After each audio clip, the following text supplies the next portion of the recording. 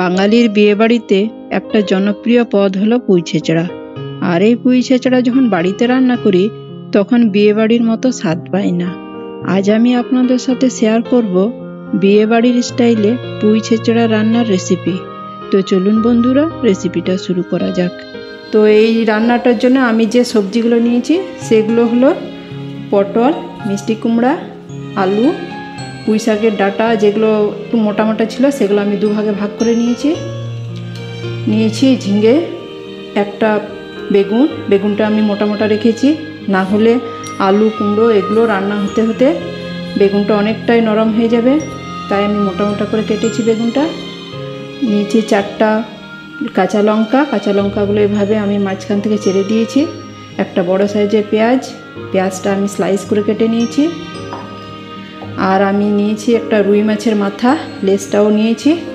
মাছটা আমি আগে থাকতে নুন হলুদ আর সামান্য লঙ্কা গুঁড়ো দিয়ে ম্যারিনেট করে নিয়েছি।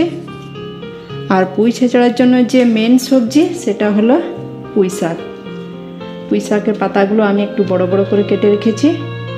এগুলো খুব নরম, তাই আমি এগুলো গোটায় রেখে দিয়েছি। তো চলুন বন্ধুরা, রেসিপিটা শুরু করা যাক।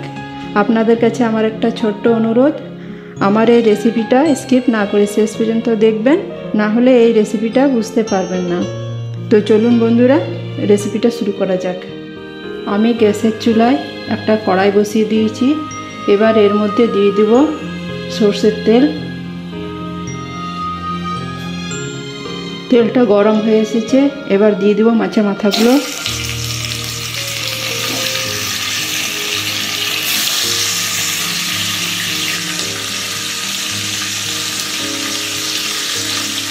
আমি এখানে তেলের পরিমাণটা একটু বেশি করে দিয়েছি, কেননা আমি এই বাকি তেলটাতে সবজিগুলো ভেজে নেব। এবার আমি মাছগুলো আরেকবার পাল্টে দেব।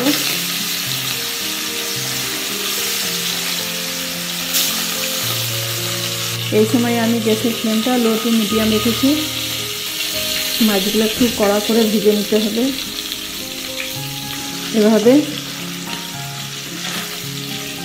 এভাবে উল্টো পাল্টা করে ভেজে নিতে হবে। দেখুন মাছটা আমার ভাজা হয়ে গেছে। এবার আমি তুলে নেব একটা পাত্রে।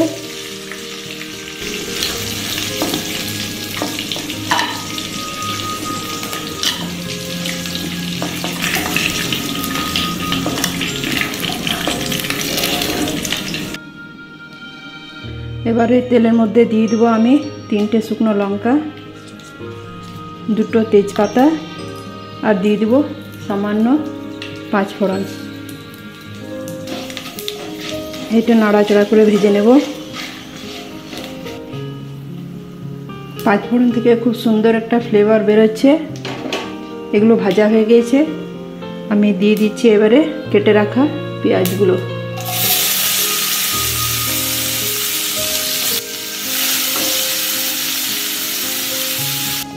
পেঁয়াজটা আমি খুব লাল করব না, মাঝামাঝি ভাজবো। এবার এর মধ্যে দিয়ে দিচ্ছি কেটে রাখা আলুগুলো। 2 মিনিট এটা নাড়াচাড়া করে নেব। 2 মিনিট ভাজা হয়ে গেছে, এবার দিয়ে দেবো এর মধ্যে কেটে রাখা মিষ্টি কুমড়ো।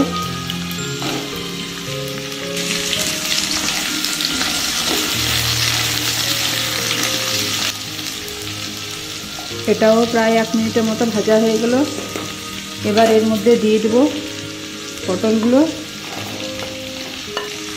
দিয়ে দিচ্ছি পুঁইয়ের ডাঁটাগুলো,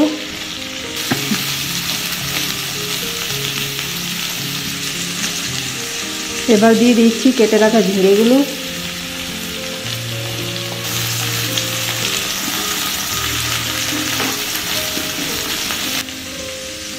এবার এর মধ্যে দিয়ে দিচ্ছি আন্দাজ মতো লবণ, 1 চামচ হলুদ গুঁড়ো, 1 চামচ লঙ্কার গুঁড়ো। এটা আপনারা নিজেদের ইচ্ছা মতো দিতে পারেন, যেমন ঝাল পছন্দ করবেন। এবার এটা আমি ভালো করে নেড়ে চেড়ে মাখিয়ে নেব।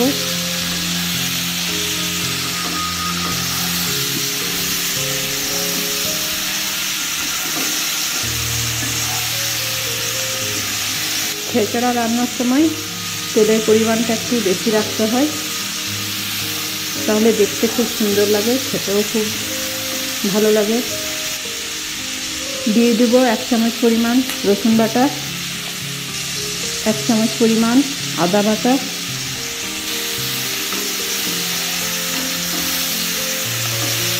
এই সময় আমি কোনো রকম জল অ্যাড করব না, কারণ ঝিঙে থেকে প্রচুর জল বেরোয়। 2 মিনিটের জন্য ঢেকে দেব। এই সময় আমি গ্যাসের ফ্লেমটা লো টু মিডিয়ামে রেখেছি। ফিরে এলাম 2 মিনিট পর।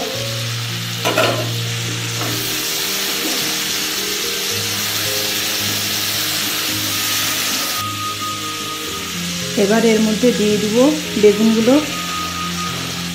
বেগুনগুলো শেষে দেওয়ার কারণ হলো বেগুন খুব তাড়াতাড়ি সেদ্ধ হয়ে যায়, তাই আমি বেগুনটা সব শেষে দিলাম।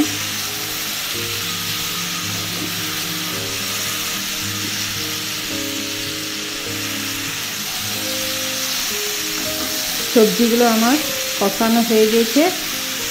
এবার আমি এর মধ্যে দিয়ে দেবো পুঁইয়ের পাতাগুলো।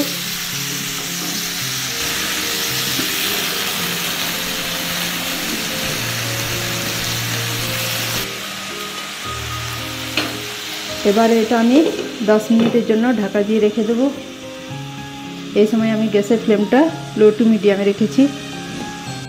ফিরে এলাম 10 মিনিট পর।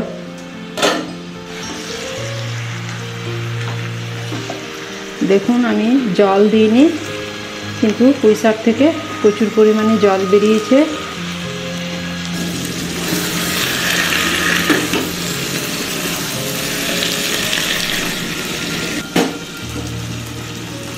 এবার আমি দিয়ে দেবো কেটে রাখা লঙ্কাগুলো।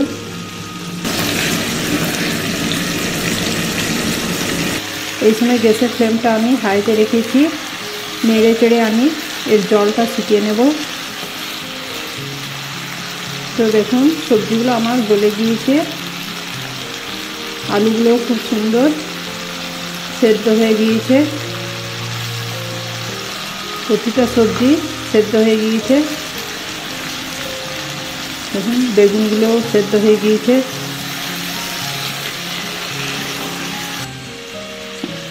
এবারে এর মধ্যে দিয়ে দেবো ভেজে রাখা মাছগুলো। এভাবে নাড়াচাড়া করে মাখিয়ে নেব আমি।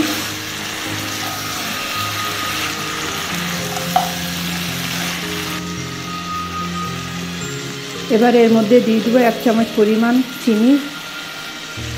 পুঁই ছেঁচড়াতে কিন্তু চিনিটা অবশ্যই দিতে হবে।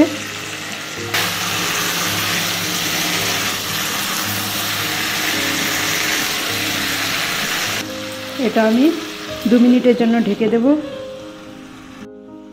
ফিরে এলাম 2 মিনিট পর। তো দেখুন বন্ধুরা, ছেঁচড়া থেকে তেলটা বেরিয়ে এসেছে। এবারে আমার পুঁই ছেঁচড়ার রেসিপিটা এবারে পুরোপুরি কমপ্লিট হয়ে গিয়েছে।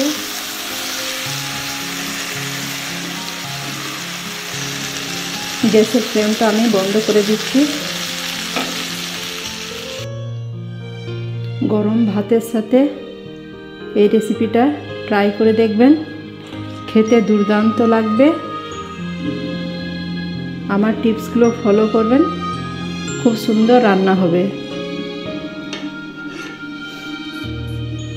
আমার রান্নাটা এখন পুরোপুরি কমপ্লিট। তো খুব সুন্দর একটা ফ্লেভার আসছে।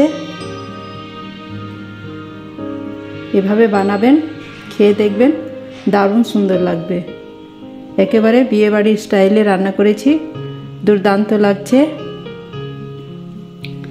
আমার এই রেসিপিটা যদি ভালো লেগে থাকে তাহলে প্লিজ কমেন্ট করবেন, লাইক করবেন, আর আমার চ্যানেলটা অবশ্যই সাবস্ক্রাইব করে রাখবেন। পাশে থাকা বেল আইকনটা ক্লিক করে রাখবেন, যাতে করে আমার এই রান্নার নিত্য নতুন রেসিপিগুলো আপনার মোবাইলে নোটিফিকেশান আকারে পেয়ে যেতে পারেন।